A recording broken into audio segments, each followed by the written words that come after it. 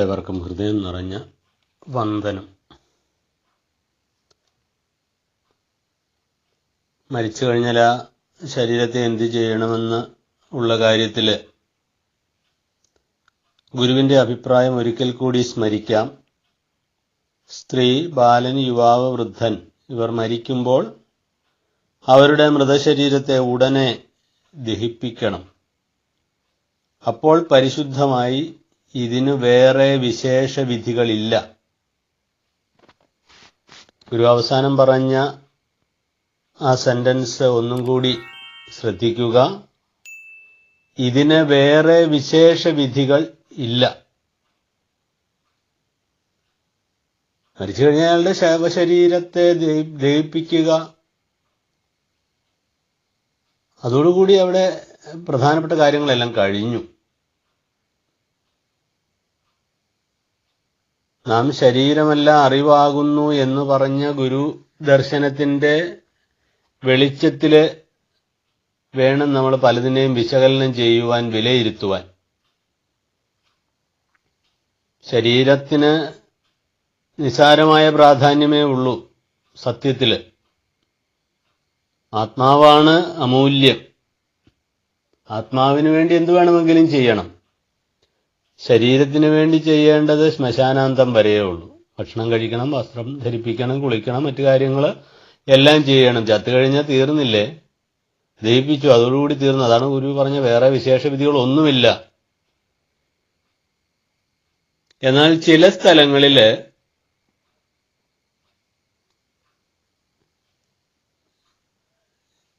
കുറെ കാര്യങ്ങൾ ഇതിനോടനുബന്ധമായിട്ട് വന്നു ചേരുന്നതായിട്ട് കാണാം. അത് ശരീരത്തിന് വേണ്ടി, ആത്മാവിന് വേണ്ടി കാര്യങ്ങൾ ചെയ്യണം. ബലിതർപ്പണാദികളോ പ്രാർത്ഥനയോ ഒക്കെ ചെയ്യുന്ന ആത്മാവിന്റെ വിശുദ്ധീകരണത്തിന് വേണ്ടിയാണ്, ശരീരത്തിന് വേണ്ടിയല്ല. ശരീരത്തിന് വേണ്ടി ചെയ്യേണ്ട കാര്യങ്ങൾ കത്തിച്ചതോടുകൂടി തീർന്നു, വിശേഷ വിധികളില്ല.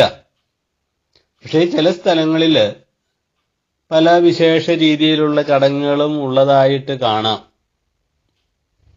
അത് വേണ്ടതാണോ അനുവർത്തിക്കേണ്ടതാണോ എന്നൊക്കെ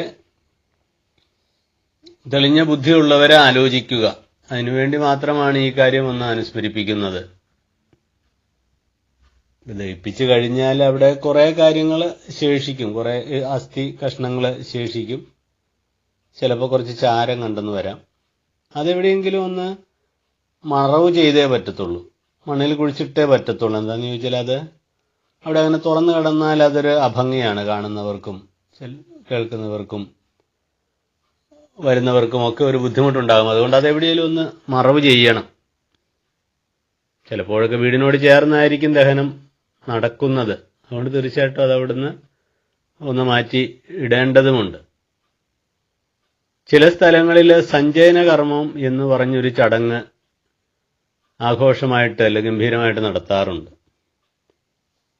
സഞ്ചയിക്കുക എന്ന് പറയുന്ന വാക്കിന്റെ അർത്ഥം ശേഖരിക്കുക എന്നാണ്. അസ്ഥി സഞ്ചയനം എന്ന് പറഞ്ഞാൽ ദഹിപ്പിച്ചു കഴിഞ്ഞ് മിച്ചം വന്ന അല്ലെങ്കിൽ ശേഷിക്കുന്ന അസ്ഥിയെ ശേഖരിക്കുക. അത് ചിലപ്പോഴൊക്കെ ആ അസ്ഥിയെല്ലാം കൂടി ഒരു കുടത്തിൽ ശേഖരിച്ച് വെള്ളത്തിൽ നിമഞ്ജനം ചെയ്യുന്നത് കാണാം. മറ്റു ചിലയിടങ്ങളിൽ ഏതാനും അസ്ഥി കഷ്ണങ്ങൾ എടുത്ത് ഒരു കുടത്തിനകത്താക്കി അത് കുറച്ച് ദിവസം വീട്ടിൽ സൂക്ഷിച്ച് അതിനുശേഷം അത് വെള്ളത്തിൽ നിമഞ്ജനം ചെയ്യുന്നതായിട്ട് കാണാം. ഇവിടെ ഗുരുവിന്റെ വാക്കുകൾ ഒന്നും കൂടി ഓർമ്മിക്കുകയാണ്. വേറെ വിശേഷ വിധികളില്ല. ചത്തുകഴിഞ്ഞാൽ പുത്രപൗത്രാദികൾ എന്തെങ്കിലും ചെയ്യേണ്ടത് ആത്മാവിന് വേണ്ടിയാണ്. മരിച്ചുപോയ പിതാവിന്റെ, മാതാവിന്റെ, പിതാമഹന്റെ, പിതാമഹിയുടെയൊക്കെ ആണെങ്കിൽ ആത്മാവിന് വേണ്ടി പ്രാർത്ഥന നടത്തണം. അത് നമ്മളുടെ ഒരു കടമയാണ്. ചില ശരീരവും നമുക്ക് തന്നതിന് നമ്മുടെ അച്ഛനായിട്ടും അമ്മയായിട്ടും ഒക്കെ വർത്തിച്ച ജീവനോട് വലിയൊരു കടപ്പാടുണ്ട്. ആ ജീവന്റെ ഗതാഗതം എന്തെന്നൊന്നും നമുക്കറിയില്ല. വാസ്തവത്തിൽ എങ്ങോട്ട് വന്നു, എവിടെ നിന്ന് വന്നു, എങ്ങോട്ട് പോകുന്നു ഒന്നും അറിയില്ല. എന്നാലും നമ്മളൊരു സാധാരണ നന്ദി പ്രകടനം എന്നുള്ള രീതിയിൽ എല്ലാം ദൈവത്തിൽ സമർപ്പിച്ചുകൊണ്ടല്ലയോ ദൈവമേ ഒരുന്നില്ല ഒന്നുമേ ഞങ്ങൾ പോയാൾക്കുള്ള ഗതാഗതമെല്ലാം നിന്നിൽ സമർപ്പിപ്പു കാത്തുകൊള്ളുക ദൈവമേ എന്ന് പറഞ്ഞുകൊണ്ട് ഈശ്വരനോട് തൻ്റെ പിതാവിൻ്റെ അല്ലെ മാതാവിൻ്റെ ആരാണോ വിട്ടുപോയത് ആ ജീവനെ അവർ അങ്ങയുടെ കൈകളിൽ ഏൽപ്പിക്കുന്നു എന്ന് പറയാനൊരു കൃതജ്ഞതാപ്രകടനം മാത്രമേ നമുക്ക് സാധിക്കത്തുള്ളൂ. അത്രേ നമ്മളെ കൊണ്ട് പറ്റത്തുള്ളൂ താനും. പക്ഷെ ഈ ശരീരത്തിൻ്റെ ആവശ്യം മരണത്തോടുകൂടി തീരുകയാണ് ആ ജീവന്. പിന്നെ ആ ജീവൻ അത് വിട്ടുപോയി, ശരീരം ഉപേക്ഷിച്ചത് പോയി. പിന്നെ ഇതിനെ എന്ത് ചെയ്യണം? ഇതിനെ നാറാതെയും പുഴുക്കാതെയും ഒക്കെ എവിടെയെങ്കിലും എന്തെങ്കിലും ഒന്ന് ചെയ്യണം. അതിനുവേണ്ടി ദഹന സംസ്കാരം നടത്തണമെന്ന് പറഞ്ഞു. നടത്തിക്കഴിഞ്ഞാൽ എന്ത് ചെയ്യണം? ആ അസ്ഥി എവിടെയെങ്കിലും ഒന്ന് കൂട്ടി കുഴിച്ചിടുക. ഇത്രേ ചെയ്യേണ്ടതുള്ളൂ. ഇതെല്ലാം കൂടെ വാരിക്കൊണ്ട് തോട്ടിലിടേണ്ട കാര്യമില്ല, തോട് നശിപ്പിക്കേണ്ട കാര്യമില്ല. വാസ്തവത്തിൽ അസ്ഥി വെള്ളത്തിലിട്ടാൽ വെള്ളത്തിന് ദോഷമൊന്നും വരുന്നില്ല. എന്താണെന്ന് ചോദിച്ചാൽ ശുദ്ധീകരിക്കപ്പെട്ട് കഴിഞ്ഞത്. ശുദ്ധീകരിക്കപ്പെട്ട എല്ല് ഫോസ്ഫറസിന്റെ കണ്ടന്റ് കൂടുതലുള്ളതായതുകൊണ്ട് ജലത്തിലുള്ള അഴുക്കുകൾ വേണമെങ്കിൽ ശുദ്ധീകരിക്കാൻ ആ എല്ലിന് ഒരുപക്ഷെ സാധിച്ചേക്കാമെന്ന് നമുക്ക് പറയാൻ വേണമെങ്കിൽ. ശുദ്ധീകരണ പ്രക്രിയയ്ക്ക് വേണ്ടിയാണോ എന്നറിയില്ല ഇത് വെള്ളത്തിൽ കൊണ്ടിടണമെന്നൊക്കെ പറഞ്ഞത്. ഏതായിരുന്നാലും അസ്ഥി മാത്രമാണ് കൊണ്ടിടുന്നുവെങ്കിൽ അത് കുറച്ച് ദിവസം കഴിയുമ്പോൾ അത് ഇല്ലാതായി പൊക്കോളും. വെള്ളം കാര്യമായിട്ട് മലീമസമാവില്ല. പക്ഷേ മറ്റു പലയിടത്തും ഈ കുറച്ച് കത്തിയൊക്കെ കഴിയുമ്പോഴേ ഈ ശരീരത്തെ എടുത്ത് നദിയിലേക്ക് ഇടുന്ന സംസ്കാരമുള്ളിടത്ത് സമ്പ്രദായമുള്ളിടത്തൊക്കെ അത് വലിയ ദോഷമായി ചെയ്യുന്നു.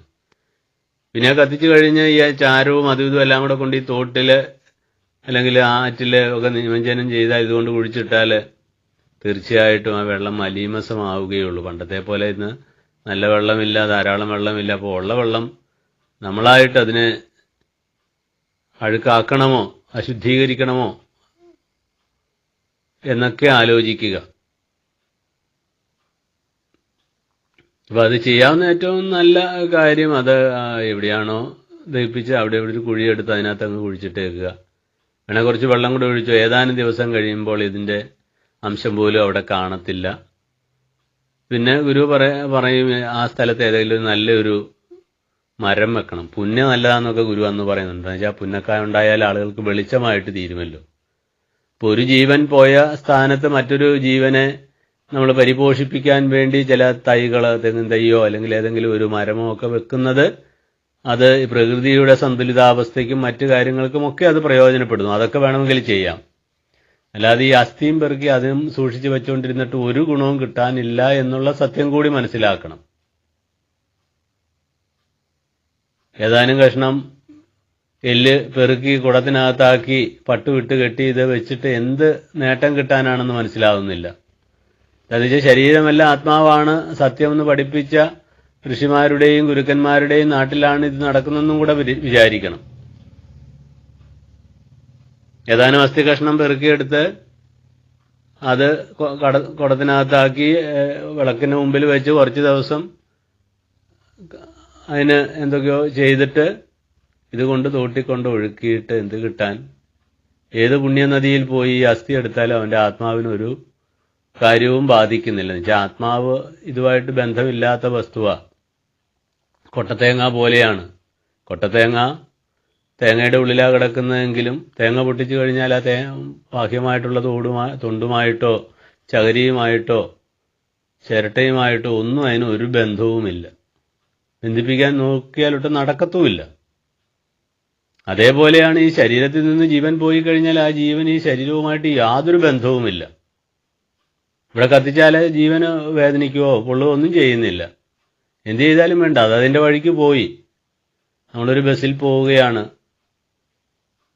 കോട്ടയത്ത് നിന്ന് എറണാകുളത്തിന് പോകുന്ന ബസ്സിൽ കയറി നമുക്ക് വൈക്കത്തിറങ്ങണം. വൈക്കത്തിറങ്ങിക്കഴിഞ്ഞ് പിന്നെ ആ ബസ്സിന് എന്ത് സംഭവിച്ചു എന്ന് നമ്മൾ അന്വേഷിക്കാറേ ഇല്ല. അല്ലെ ദൂരെ സ്ഥലത്തേക്ക് പോകുമ്പോൾ ട്രെയിനിലൊക്കെ പോയിട്ട് അടുത്ത ഒരു ചെറിയ സ്ഥലത്തേക്ക് നമ്മളൊരു ഓട്ടോയിൽ പോയി ഓട്ടോക്കാരന് കാശ് കൊടുത്തു. അതോടുകൂടി ഓട്ടോക്കാരനുമായിട്ടുള്ള ബന്ധം തീർന്നു. പിന്നെ ആ ഓട്ടോ എന്തുകൊണ്ടുണ്ടാക്കിയതാണ്, ആരാണത് ഓടിക്കുന്നത്, എന്തൊക്കെയാണ് അതിന്റെ വിശേഷങ്ങൾ എന്ന് ആരും അന്വേഷിക്കാറില്ല, അന്വേഷിക്കേണ്ട കാര്യവുമില്ല. അതേപോലെ ഈ ജീവൻ വിട്ടുപോയി കഴിഞ്ഞാൽ ഈ ജീവൻ, ഈ ശരീരം എന്ത് സംഭവിച്ചാലും, അത് കത്തിച്ചാലും കുഴിച്ചിട്ടാലും നായ്ക്കൾ തിന്നാലും ജീവജാലങ്ങൾ തിന്നാലും ഒന്നും ഈ ജീവൻ അതിനെക്കുറിച്ച് ശ്രദ്ധിക്കാൻ നേരവുമില്ല. അയാളുടെ പണിക്ക് പോയി. പിന്നെ എന്തിനാണോ ഈ എല്ലും കഷ്ണം പെറുക്കി സൂക്ഷിച്ച് എന്തൊക്കെയോ ചെയ്ത് പിന്നെയും ഒരു വലിയ ചിലവ് അതിനെ സംബന്ധിച്ചുണ്ടാക്കി വെക്കേണ്ട കാര്യമുണ്ട്. അതുകൊണ്ടാണ് ഗുരു പറയും വിശേഷവിധിയായിട്ട് ഒന്നും ചെയ്യേണ്ടതില്ല. പിന്നെ ചിലരിതെടുത്തിട്ട് ദൂരെ കൊണ്ട് നിമജ്ജനം ചെയ്യാൻ പോകണം. അതിന് ഒരു 5000 10,000 രൂപയൊക്കെ മുടക്കി എവിടെ കണ്ടേലും ഒഴുക്കിയാലേ, പാവനാശത്ത് ഒഴുക്കിയാലേ, ഗംഗയിൽ ഒഴുക്കിയാലേ എൻ്റെ അച്ഛന് മോക്ഷം കിട്ടും എന്നൊക്കെ പറയുന്ന ഈ മണ്ടത്തരത്തിൽ നിന്ന് നമ്മളിനി എന്നാ മോക്ഷം പ്രാപിക്കുക, മോചനം കിട്ടുക? ഇത് പാപനാശം കടൽ തീരത്ത് കൊണ്ട് ഒഴുക്കിയിട്ട് എന്ത് കിട്ടാൻ? അടുത്തുള്ള ഒരു തോട്ടിൽ കൊണ്ട് ഒഴുക്കിയാലും പോരെ. നിർബന്ധമാണെങ്കിൽ പൈസ ഇല്ലാത്ത ആളുകളാണെങ്കിൽ ഈ സമയത്ത് വീണ്ടും ഒരു വലിയ ചെലവ്, ദുർഭാരം അതിൻ്റെ മുകളിൽ വലിച്ചു വയ്ക്കാതിരിക്കുന്നതല്ലേ നല്ലത്. അതുകൊണ്ട് ഈ ഗുരുവചനം ഒരിക്കൽ കൂടി ശ്രദ്ധയോടെ കേൾക്കുക. മരിച്ചു കഴിഞ്ഞാൽ ദഹിപ്പിക്കുക, അത് കഴിഞ്ഞാൽ വിശേഷവിധിയായിട്ടൊന്നുമില്ല. ഈ ഗുരുവാക്യം കേൾക്കുവാൻ ഏവർക്കും സാധിച്ചിരുന്നു എങ്കിലെന്ന് ആശിച്ചു പോകുന്നു. നന്ദി.